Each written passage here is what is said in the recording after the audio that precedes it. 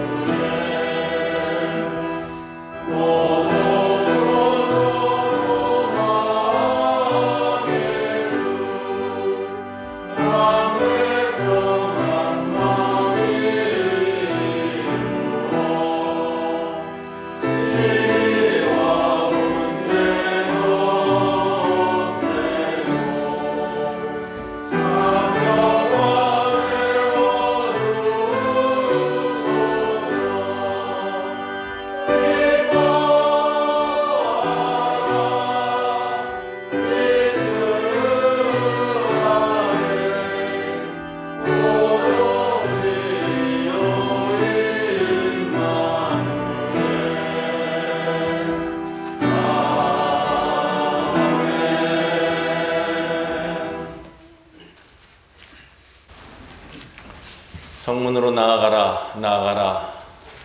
백성이 올 길을 닦으라.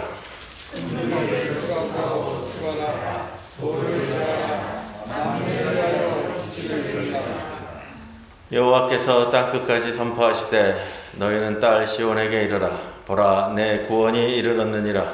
보라, 산들이 베이고 고음이 그 앞에 있느니라 하느니라. 사람들이 너를 일컬어 거룩한 백성이라 여호와께서 구속하신 자라 하겠고 또 너를 불러 자신과 자여 본받지 아니한 성이라 하리라. 선지자의 이사야의 책에 쓴 바 광야에서 외치는 자의 소리가 있어 이르되 너희는 주를 주시라. 너희는 주를 복되하라. 모든 골짜기가 메워지고 모든 산과 작은 산이 낮아지고 굽은 곳이 휘어지고 험한 곳이 평탄하리라. 모든 육체가 하나님의 구원하심을 보리라 함과 같으니라. 아멘. 전능하사 천지를 만드신 하나님 아버지를 내가 믿사오며 그 외아들 우리 주 예수 그리스도를 믿사오니 이는 성령으로 잉태하사 동정녀 마리아에게 나시고 본디오 빌라도에게 고난을 받으사 십자가에 못 박혀 죽으시고 장사한 지 사흘 만에 죽은 자 가운데서 다시 살아나시며 하늘에 오르사 전능하신 하나님 우편에 앉아 계시다가 저리로서 산 자와 죽은 자를 심판하러 오시리라. 성령을 믿사오며 거룩한 공회와 성도가 서로 교통하는 것과 죄를 사하여 주시는 것과 몸이 다시 사는 것과 영원히 사는 것을 믿사옵나이다. 아멘.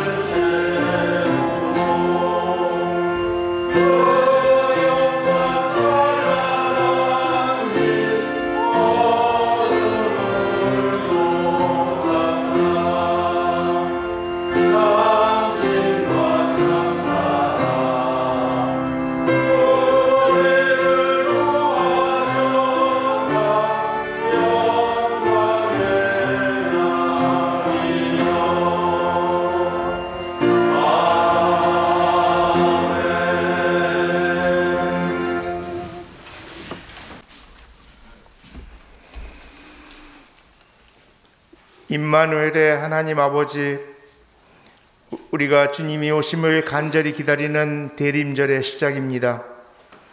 우리는 항상 주님 오심을 기다리지만 특별히 성탄절을 앞두고 주님의 오심을 기다리는 우리의 마음을 다시금 다잡는 대림절이 되기를 기도합니다. 우리의 일상이 평온하며 하는 일에 걱정이 없는 삶을 살고 있다면 우리는 구원자 되신 주님을 잊고 살겠지만 현실은 여러 가지로 어렵기 때문에 주님이 통치하는 공평과 정의가 살아있는 사회를 꿈꾸고 있습니다. 더더욱이나 주님이 왕노로 타신 그 평화의 나라를 기대하며 기도를 드립니다. 1월을 법을 집행하는 자들은 자신의 사리사욕에 따라 판단하며 아래로는 당장의 추위를 걱정해야 하는 서민들의 곤감이 우리를 어렵게 합니다. 또한 세계적으로 많은 생명을 앗아간 전염병과 우리 육신에 고통을 주는 질병으로부터 우리는 어려움을 겪고 있습니다. 믿음의 선배들이 살던 시기에서 지배자인 로마의 입장에서는 평화의 세계이지만 그들의 부와 탐욕을 채우기에 어려운 삶을 살아온 자들에게는 그들의 억압에서 해방을 가져오고 진정의 평화를 가져다 줄 메시아를 간절히 기다리며 살아온 것을 기억합니다.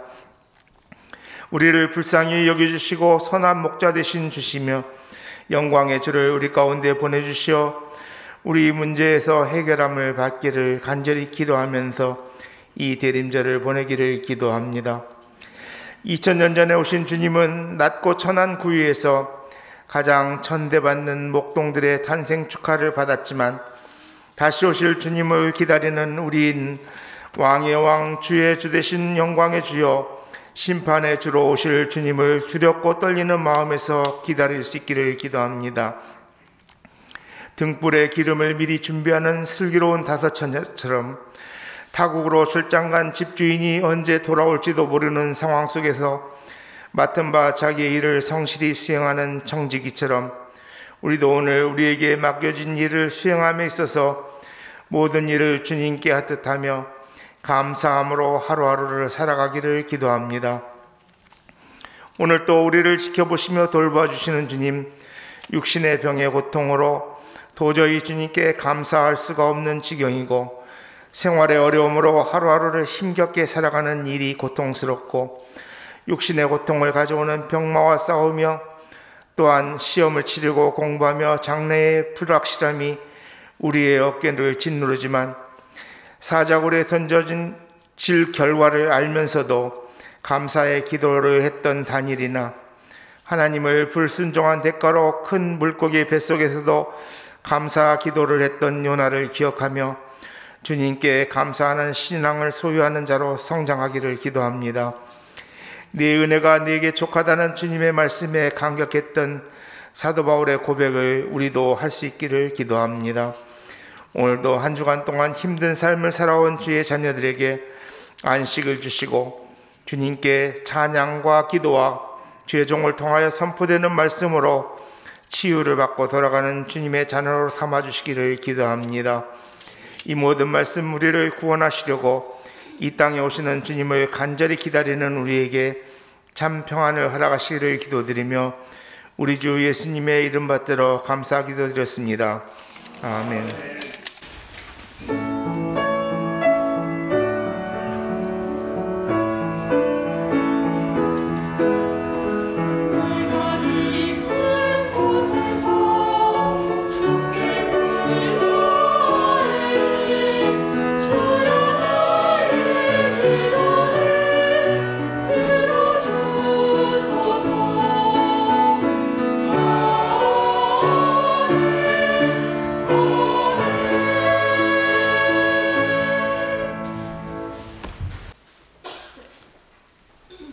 오늘의 시편 말씀은 시편 51편 1절에서 2절 말씀입니다.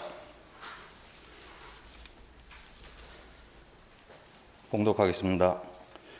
하나님이여 주의 인자를 따라 내게 은혜를 베푸시며 주의 많은 긍휼을 따라 내 죄악을 지워주소서.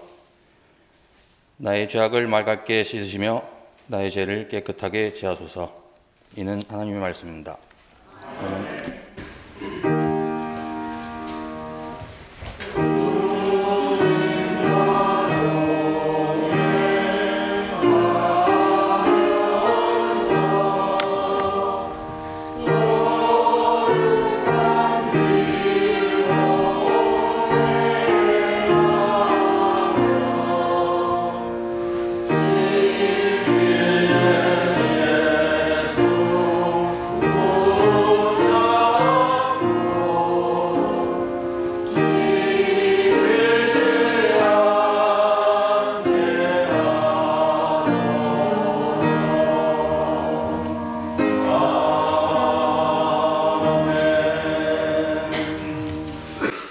오늘 우리들에게 주시는 하나님의 말씀은 사무엘하 9장 1절로부터 8절 말씀입니다. 다윗이 이르되 사울의 집에 아직도 남은 사람이 있느냐? 내가 요나단으로 말미암아 그 사람에게 은총을 베풀리라 하니라. 사울의 집에는 종 한 사람이 있으니 그의 이름은 시바라. 그를 다윗의 앞으로 부르매 왕이 그에게 말하되 네가 시바냐 하니 이르되 당신의 종이니이다 하니라. 왕이 이르되 사울의 집에 아직도 남은 사람이 없느냐? 내가 그 사람에게 하나님의 은총을 베풀고자 하노라 하니 시바가 왕께 아뢰되 요나단의 아들 하나가 있는데 다리 저는 자니이다 하니라. 왕이 그에게 말하되 그가 어디 있느냐 하니 시바가 왕께 이르되 로드발 암미엘의 아들 마길의 집에 있나이다 하니라. 다윗 왕이 사람을 보내어 로드발 암미엘의 아들 마길의 집에서 그를 데려오니 사울의 손자 요나단의 아들 무비보셋이 다윗에게 나와 그 앞에 엎드려 절하매 다윗이 이르되 무비보셋이여 하니 그가 이르기를 보소서 당신의 종이니이다. 다윗이 그에게 이르되 무서워하지 말라. 내가 반드시 내 아버지 요나단으로 말미암아 내게 은총을 베풀리라. 내가 네 할아버지 사울의 모든 밭을 다 내게 도로 주겠고 또 너는 항상 내 상에서 떡을 먹을지니라 하니 그가 절하여 이르되 이 종이 무엇이기에 왕께서 죽은 개 같은 나를 돌아보시나이까 하니라. 이 말씀 가운데 성령께서 함께 하시기를 기원합니다.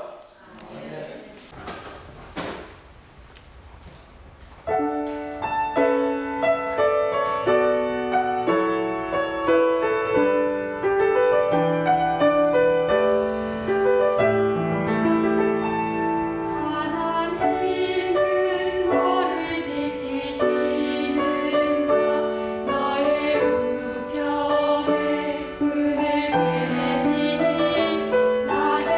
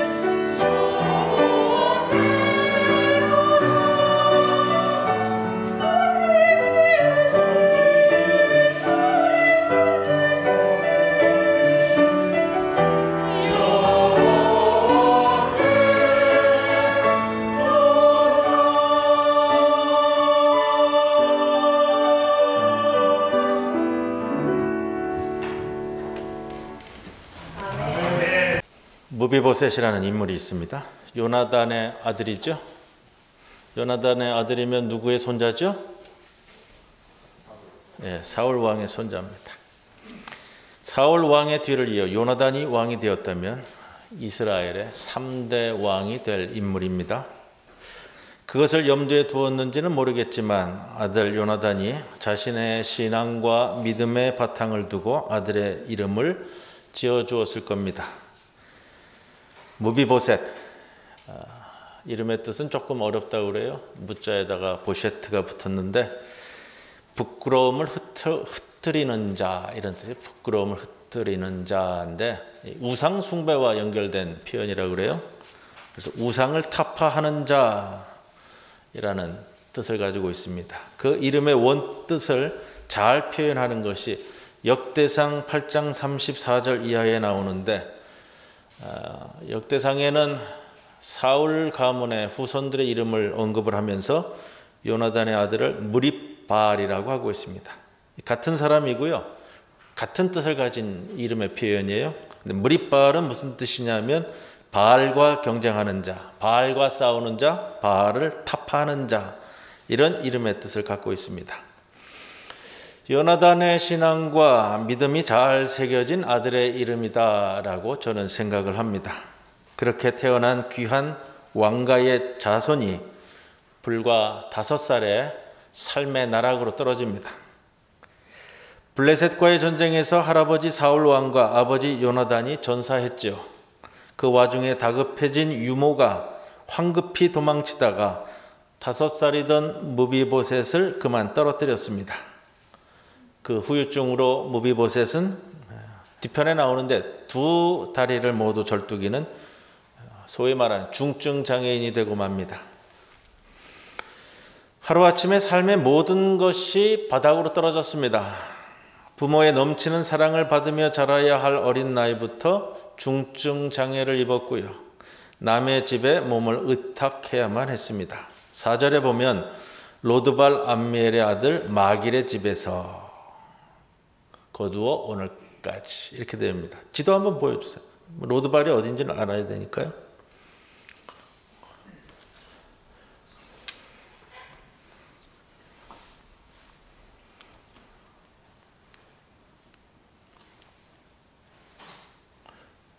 여기 예루살렘 보이죠?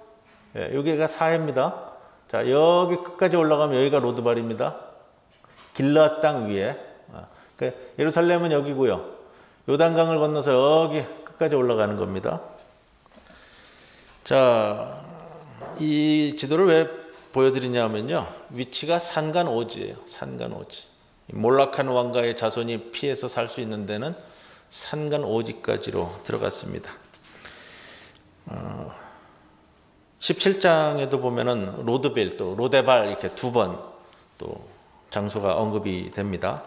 마길이라는 사람이 17장에 또 등장하는데 압살롬의 반란 때에 다윗 왕도 아마 이 근처까지 도망갔던 것 같아요.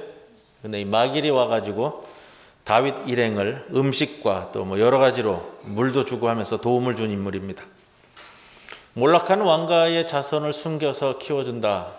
또 당시 압살롬 반란 때에는 압살롬이 뭐 90% 이상 이기는 걸로 다 정세를 판단하고 있을 때에 도망쳐 나온 노년의 다윗 왕을 돕는다. 목숨을 걸고 가문의 생존을 걸고 이루어져야 될 일인데 마길은 그러한 면에서 굉장히 선한 인물이 아닐까 저는 그렇게 생각을 합니다. 그러면서 마길의 집에서 무비보셋의 유모가 무비보셋을 어떻게 키웠을까?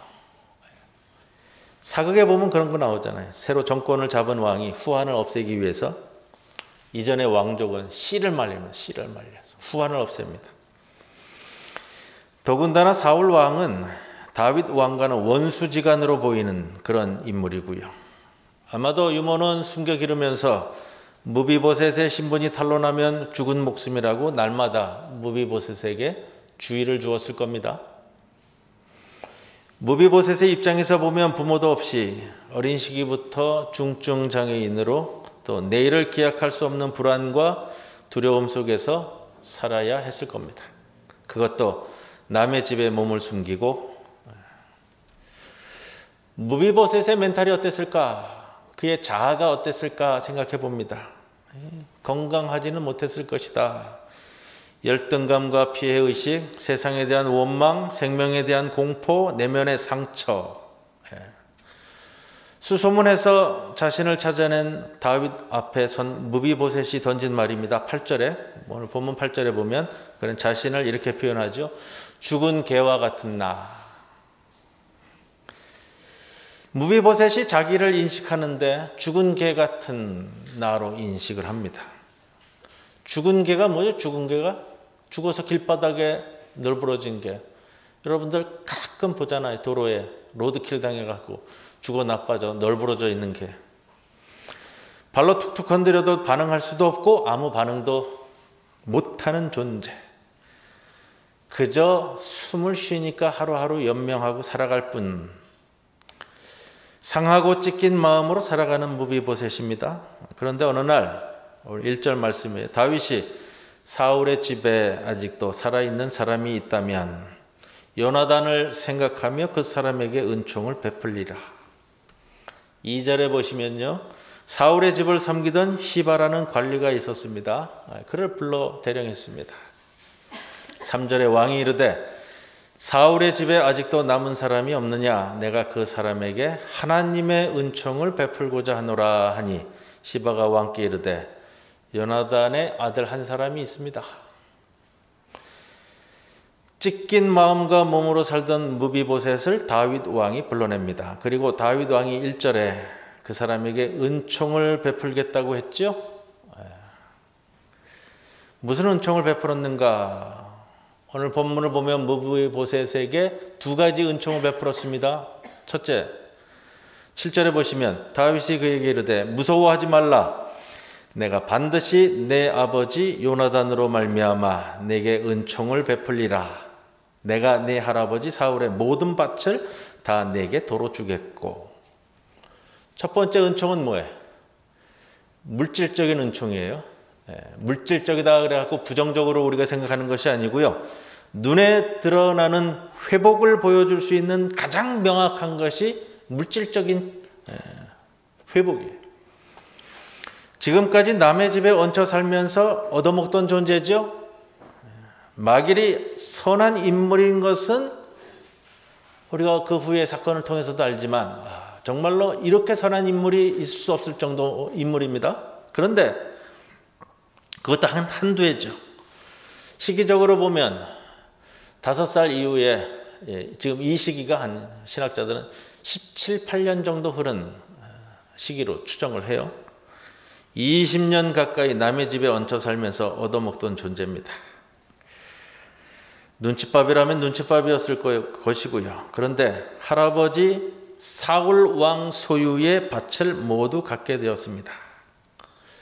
그 밭을 옛 관리였던 시바가 관리하게 되는데 10절 말씀에 보면 시바가 아들 15명, 종이 20명 이들 모두를 거느리고 이 밭을 관리하는 거예요.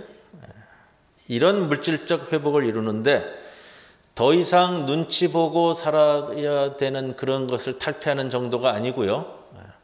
규모로 가늠해 본다면 이런 거잖아요. 직원 3, 40명을 둔 기업 대표 수준이다. 이렇게 볼 수 있습니다. 두 번째로 무엇을 회복시켜 주냐면 명예를 회복시켜 줍니다.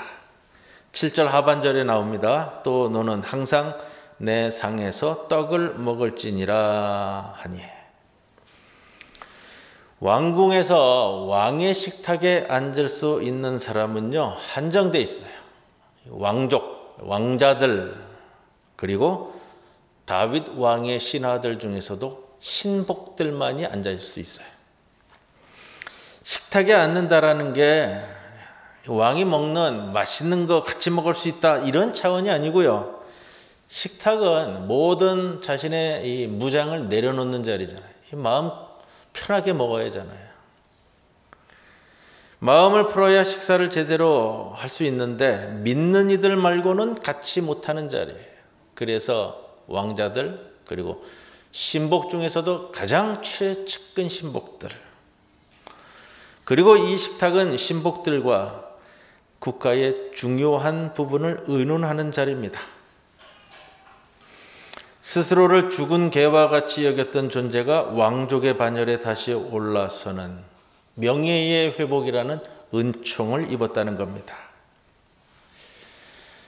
여러분, 무비보셋이 다윗 왕으로 받은 은혜는 하나님 아버지로부터 내가 받는 은혜라고요. 죄악 가운데 내버려져서 탐욕적이고 이기적으로 살다가 자신이 죄인인지조차 모르고 갈 우리에게 하나님 아버지의 독생자 예수 그리스도의 십자가를 통해 우리를 거두어 주시사 죽은 개와 같은 삶을 살던 나를 하나님 아버지의 식탁의 자리까지 올려주시는 그 은총을 살게 하시는 것, 그것이 시작되는 절기가 오늘 이 대림절기입니다. 아직도 죽은 개처럼 되어 산골 오지에 숨어 지내며 살아가는 우리를 수소문해서 찾아내시고 부르시는 아버지 하나님의 은총, 무비보셋에게 임한 다윗의 은총은 우리를 향한 하나님의 은총, 바로 그것입니다. 이 사실을 꼭 기억하시고 대림절 기간은 꼭 붙드시기를 바랍니다. 그런데 이제 우리가 생각해 볼 것이 있어요. 무비보셋이 왔죠. 다윗 왕 앞에 왔습니다. 다윗 왕이 무비보셋을 보면서 누구를 떠올릴까? 1절에 보면 사울 가문에 살아있는 사람이 있는가 알아보라 했는데 막상 보게 된 사람은 요나단의 아들입니다. 무비보셋을 만나게 된 다윗이 무비보셋을 보면서 누구를 생각했을까? 요나단 말씀하시는데, 그런데 무비보셋의 얼굴에서 다윗 왕이 요나단의 얼굴만 볼 수 있을까? 손자잖아요. 누구의 손자예요? 막상 왔는데, 사실 다윗 입장에서 무비보셋은 요나단을 생각나게 하기도 하지만 무비보셋을 통해서 사울 왕의 얼굴도 보이는 거예요. 무비보셋의 아버지 요나단은 나이를 넘어 진한 우정을 보여준 관계이지만 무비보셋의 할아버지 사울은 다윗과 원수 중에 원수잖아요. 말로 다 표현할 수 없는 그런 관계인데, 이렇게 보면 가장 고독했을 때 자신을 거두어 주었던 생명의 은인 요나단의 모습도 보지만, 저렇게 보면 자신을 정말로 집요하게 괴롭히던 못된 사울의 모습이 같이 보인다는 거예요. 무비보셋의 양면적인 모습은 우리가 살아가면서 종종 경험하는 일들이에요. 아무리 원수라 하더라도 사울과 같이 죽이고 싶은 면도 있지만 그 사람 모습 속에 요나단처럼 고마운 모습도 있습니다. 이것이 섞여 있는 것이 우리네 삶입니다.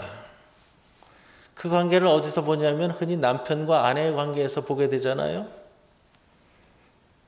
남편을 보면서, 남편이 남의 편에 준 말이 남편이라고 내 편 되어준 적 한 번도 없는데 남편을 보면서 늘 고맙기만 할까? 남편의 모습 속에 분명히 요나단의 모습이 들어있어요. 생각해 보면 세상에서 내게 고마운 일을 해준 사람이 남편이지만 내게 상처를 가장 많이 준 사람도 남편이라는 거예요. 또 반대로 남편도 아내에게서 이 아내가 이 세상 살아오면서 고마운 요나단의 모습으로 보이는 것도 사실이지만, 그러나 원수 같은 사울의 모습, 그 두 모습을 다 보게 되는 것이 남편과 아내의 관계입니다. 이거는 남편과 아내의 관계뿐만 아니라 일반적으로 인간관계에서 다 그렇게 보이는 것 같아요. 여기서 우리가 배워야 할 것이 있습니다. 다윗은 무비보셋을 보면서 사울을 바라보는 시선을 버리고 요나단을 바라보는 시선을 선택합니다. 우리 삶에는 양면적인 모습이 늘 공존합니다. 그렇기 때문에 내가 그 사람에 대해 어떤 시선으로 바라보느냐에 따라서 그 사람과의 깊이가 결정된다고 할 수 있지 않겠어요? 불행하게도 대부분의 이 세상 사람들은 자주 원수 사울 쪽을 바라보기로 선택합니다.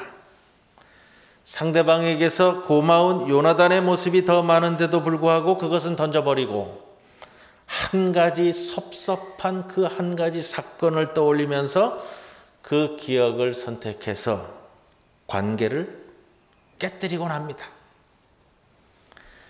그런데 다윗은 달랐습니다.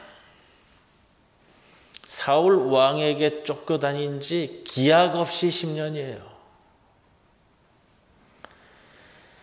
다윗은 무비보셋 안에 투영된 요나단의 모습과 사울의 모습 중에서 원수 사울이 아닌 고마운 요나단을 바라보는 시선으로 그를 바라보았습니다. 이것이 우리가 다윗에게서 기억해야만 할 모습입니다. 1절 말씀, 다윗이 이르되 사울의 집에 아직도 남은 사람이 있느냐? 내가 요나단으로 말미암아 그 사람에게 은총을 베풀리라 하니라. 7절에서도요. 내가 반드시 내 아버지 요나단으로 말미암아 내게 은총을 베풀리라.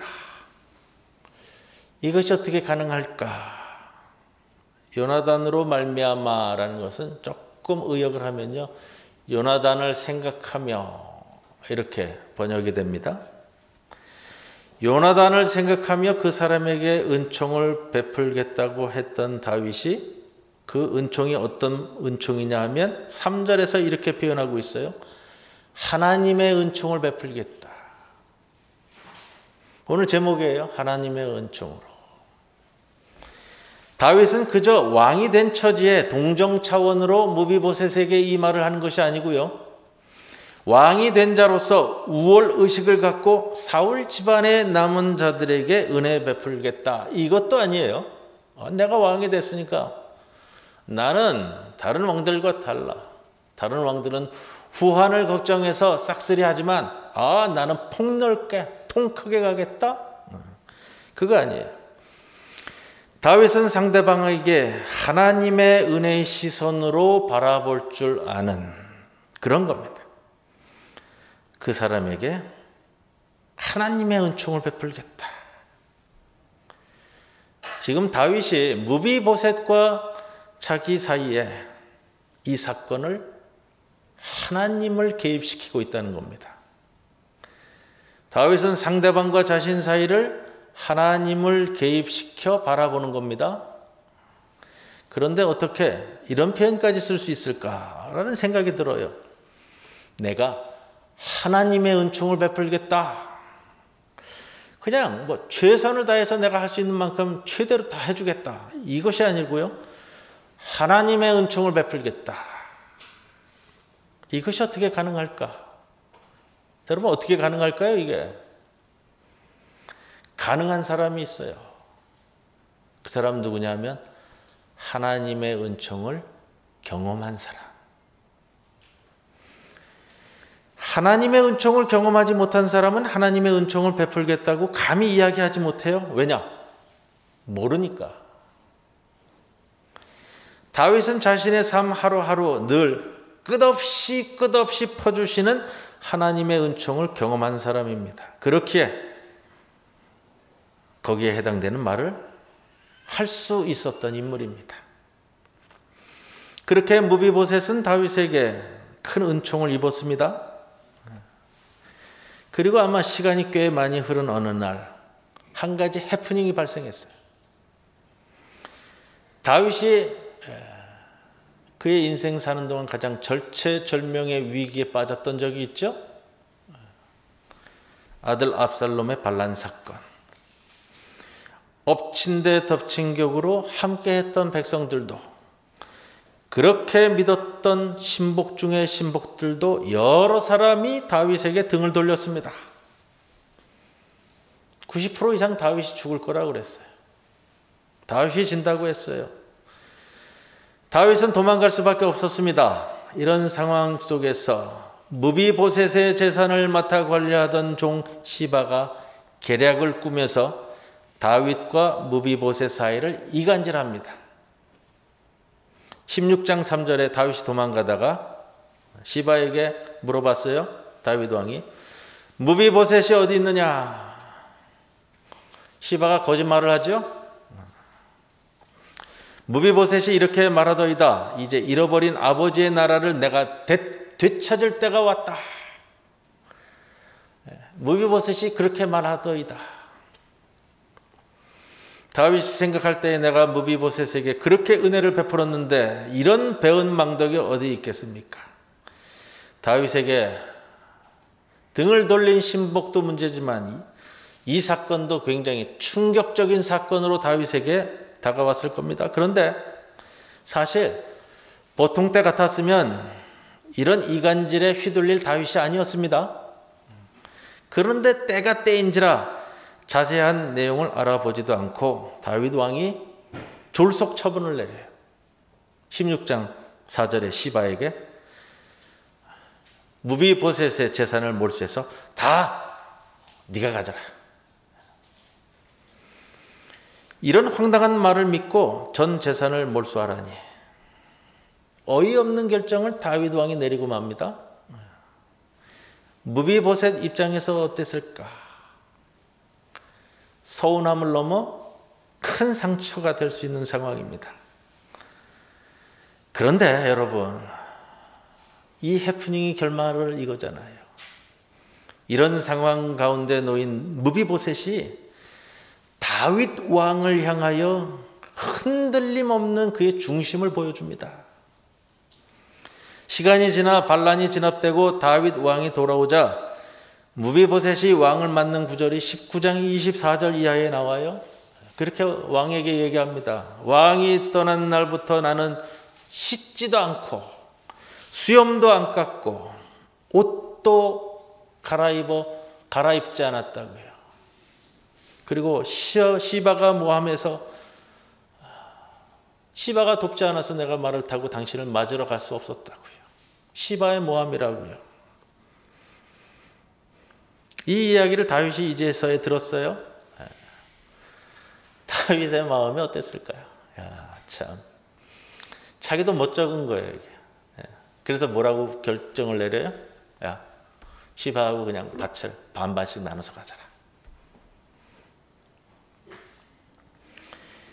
무비보셋이 마지막에 이렇게 이야기합니다. 19장 30절에요. 내 주 왕께서 평안히 왕궁으로 돌아오게 되셨사오니 저는 더 이상 바랄 것이 없습니다. 그 밭이요, 시바에게 전부를 다 주더라도 저는 상관없습니다. 왕께서 무사히 돌아오신 것, 그것만으로 저는 족합니다. 왕이 안전하시오니 자기는 그 이상 바라는 것이 없음을 고백하는 무비보셋 모습에서 다윗 왕을 향한 섭섭함이나 졸속으로 일을 처리한 다윗 왕을 향한 일말의 원망도 없음을 볼 수 있습니다. 여러분, 이게 어떻게 가능할까요? 우리 삶에서요, 이러한 일들이 비일비재 일어나잖아요. 이런 일이 어떻게 가능할까? 무비보셋은 다윗 왕을 통해서 두 가지 모습을 보았습니다. 하나는 사무엘하 9장에서 죽은 개 같은 자신을 거두어 하나님의 은총으로 자신에게 베풀어준 고마운 다윗의 모습이 있고요. 또 하나는 사무엘하 16장에서 모함하는 시바의 말만 믿고 자기 전 재산을 몰수하도록 명령한 서운한 다윗의 모습.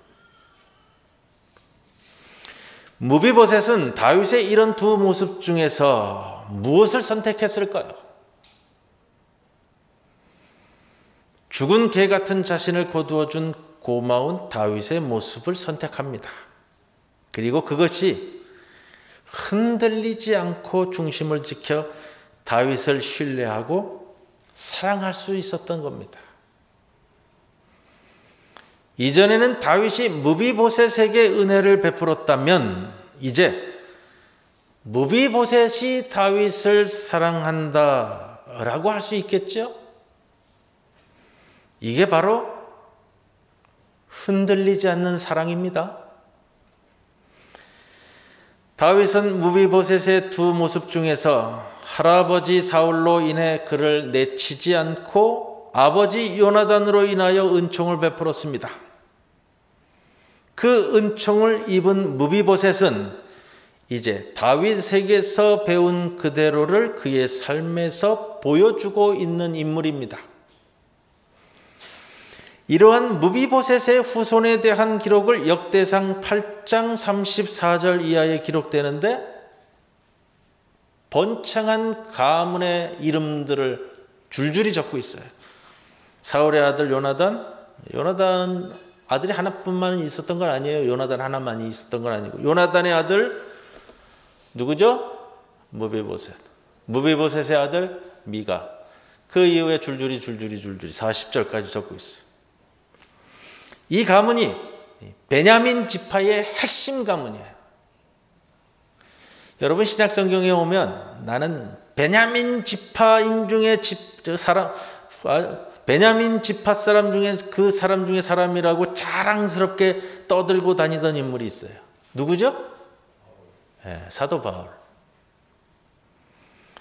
다윗에게서 무비보셋이 은혜를 받았고 그 은혜가 다시 다윗에게로 흘러들어갔습니다. 저는 이런 모습이 우리 교회 성도들의 모습이 되기를 소망합니다. 믿음이 조금이라도 더 성숙한 사람이 먼저 다윗의 본을 보여주셨으면 좋겠고요. 그리고 그 뒤를 따르는 성도들은 무비보셋이 되어 더 큰 그 은혜의 강물을 흘려보낼 수 있기를 소망합니다. 오늘 대림절 첫째 주일 예배를 드리며 이 대림절은 아버지 하나님께서 그 사랑과 은총의 베품을 우리 사회와 교회와 가정에 주시기 위해 아들 되시는 우리 예수님을 이 땅에 보내주시는 날을 기다리는 절기입니다. 이 은총의 절기에 다윗이 베푸는 하나님의 은총이 성도들의 삶에 하나하나 자리 잡아가기를 기원하고요. 그래서 무비보셋처럼 또다시 거대한 은총의 물줄기를 뿜어내는 그런 성도들이 모두 다 되시기를 주님의 이름으로 간절히 축원을 드립니다. 감사하신 아버지 하나님, 우리에게 은총의 날들을 허락하시기 위해 독생자 되시는 주님을 우리에게 보내주시는 성탄절을 기다리는 대림절 기간, 주의 은총 받은 자로서 더 큰 은혜의 물줄기를 만들어 흘려보내는 성도들로 만들어 주시옵소서.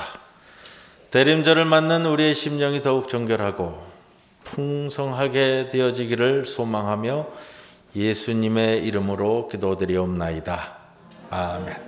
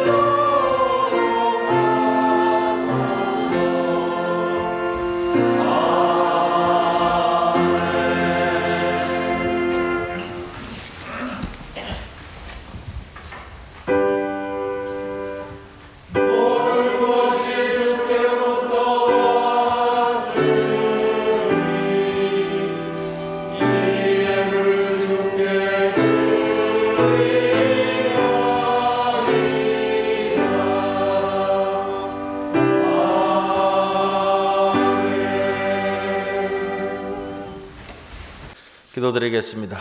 주님, 우리로 하여금 모든 일들에 깊이 이해할 수 있도록 이끄시옵소서. 행하여야 할 선과 피해야 할 악을, 또 믿어야 할 진리와 믿지 말아야 할 허위를 식별할 수 있는 은혜를 허락해 주옵소서.